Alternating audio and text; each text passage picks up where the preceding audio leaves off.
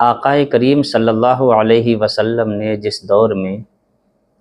لوگوں کو توحید باری تعالی احکام الہیہ کی تبلیغ فرمائی،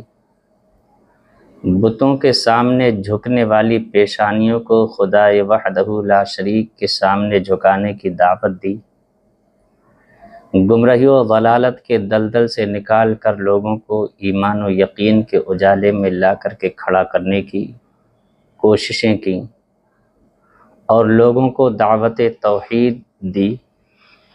تو اس دور میں اسلام کو بحیثیت دین ناکام بنانے کی کوششیں اور سازشیں کسی بھی طرح سے کم نہیں تھیں۔ دیگر کفار مکہ اور کفار قریش تو اسلام اور مسلمانوں کے سخت مخالف تھے، آقا کریم صلی اللہ علیہ وسلم کی جان کے دشمن اور خون کے پیاسے تھے، لیکن اسلام کو بحیثیت دین ناکام بنانے کی جس شخص نے سب سے بڑھ چڑھ کر کے کوشش کی، اس کا نام ابو لہب تھا۔ اور جہاں پر محبت کی امید ہو، اگر وہیں سے نفرت اور عداوت کا شعلہ پھوٹنے لگے، جہاں سے نصرت و اعانت، مدد اور سپورٹ کی امید ہو، وہیں سے مخالفت کا طوفان امڈنے لگے، تو یقیناً یہ بات بڑی ہی تکلیف دہ اور بڑی ہی اذیت کا سبب ہوتی ہے۔ ابو لہب کون تھا؟ ابو لہب اللہ کے نبی کا حقیقی چچا تھا۔ حضور کے والد حضرت عبداللہ اور ابو لہب دونوں حقیقی بھائی تھے، اس لیے اس سے بجا طور پر امید کی جاتی تھی کہ یہ اپنے بھائی کے یتیم بیٹے یعنی حضور کے شانہ بشانہ کھڑے ہو کر کے حضور کی مدد اور حضور کی تائید اور سپورٹ میں کسی بھی طرح کی ذرہ برابر کوتاہی نہیں کرے گا۔ اور یہ بنی ہاشم کا رئیس بھی تھا، بنی ہاشم کا سردار تھا، اور آقا کریم صلی اللہ علیہ وسلم بھی ہاشمی تھے، اس لیے اس کا فرض اولین تھا کہ یہ حضور اکرم سید عالم صلی اللہ علیہ وسلم کی دعوت کو خود بھی قبول کرتا، اور میرے آقا جس دعوت کو لے کر کے چل رہے تھے، میرے نبی لوگوں کو جو دعوت توحید پیش کر رہے تھے، اس کو کامیاب بنانے میں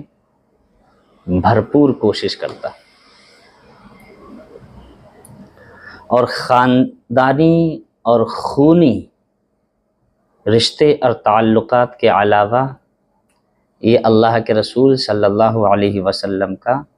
پڑوسی بھی تھا۔ ابو لہب اور حضور کے گھر کے درمیان صرف ایک دیوار حائل تھی،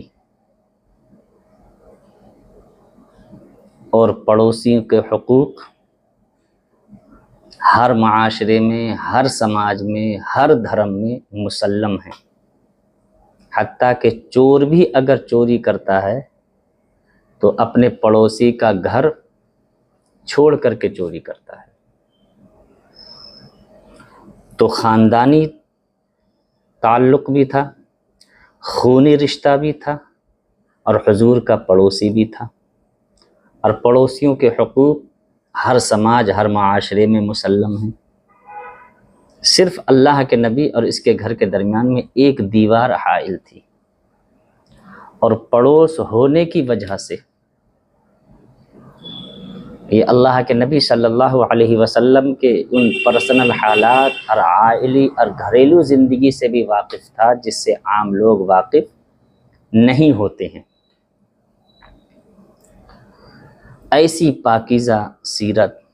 موہنی صورت، بے داغ کردار کا رات دن مشاہدہ کرتا تھا، لیکن اس کے باوجود بھی جس قدر اس نے عداوت اور دشمنی کا مظاہرہ کیا ہے،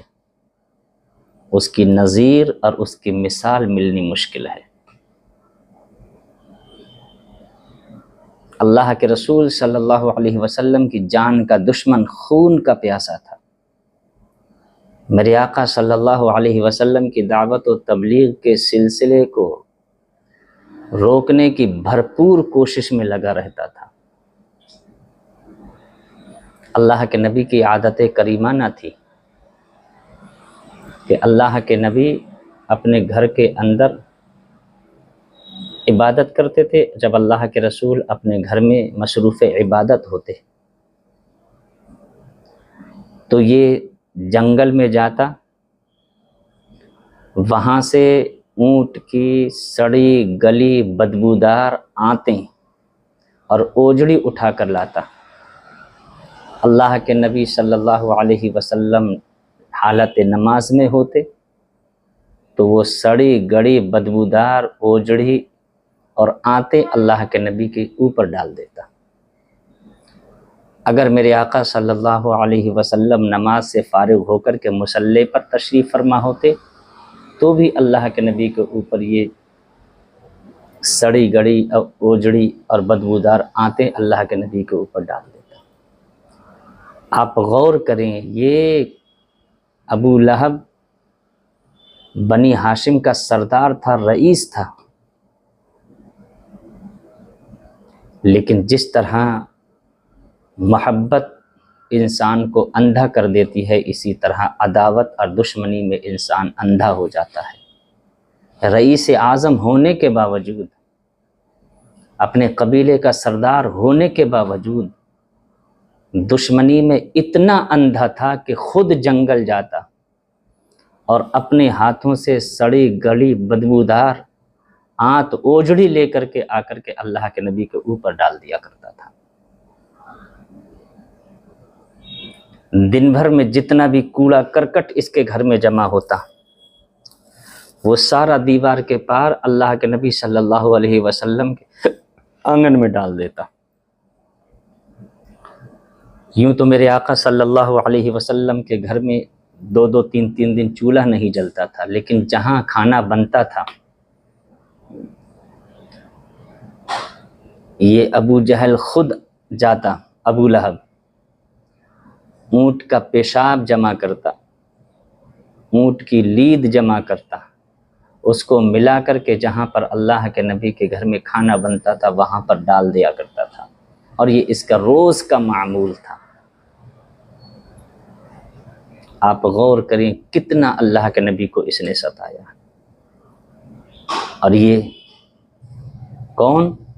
رشتے میں کون تھا؟ حضور کا حقیقی چچا تھا، جس سے بجا طور پر محبت کی امید تھی، مدد کی بھرپور امید تھی، لیکن اس کا الٹا دشمنی میں اتنا اندھا ہو گیا کہ ہمیشہ اللہ کے نبی صلی اللہ علیہ وسلم کے پیچھے لگا رہتا تھا۔ میرے آقا صلی اللہ علیہ وسلم کی عادت کریمہ نہ تھی کہ اللہ کے نبی صلی اللہ علیہ وسلم بازاروں میں، منڈیوں میں، جہاں پر لوگوں کا اجتماع ہوتا اللہ کے نبی وہاں تشریف لے جاتے اور وہاں پر لوگوں کو دعوت توحید پیش فرماتے۔ جب تجارتی قافلے آتے تو اللہ کے نبی ان تجارتی قافلوں کے پاس تشریف لے جاتے، ان لوگوں کو توحید کی دعوت پیش کرتے، تو یہ اللہ کے نبی کے پیچھے پیچھے لگا رہتا تھا۔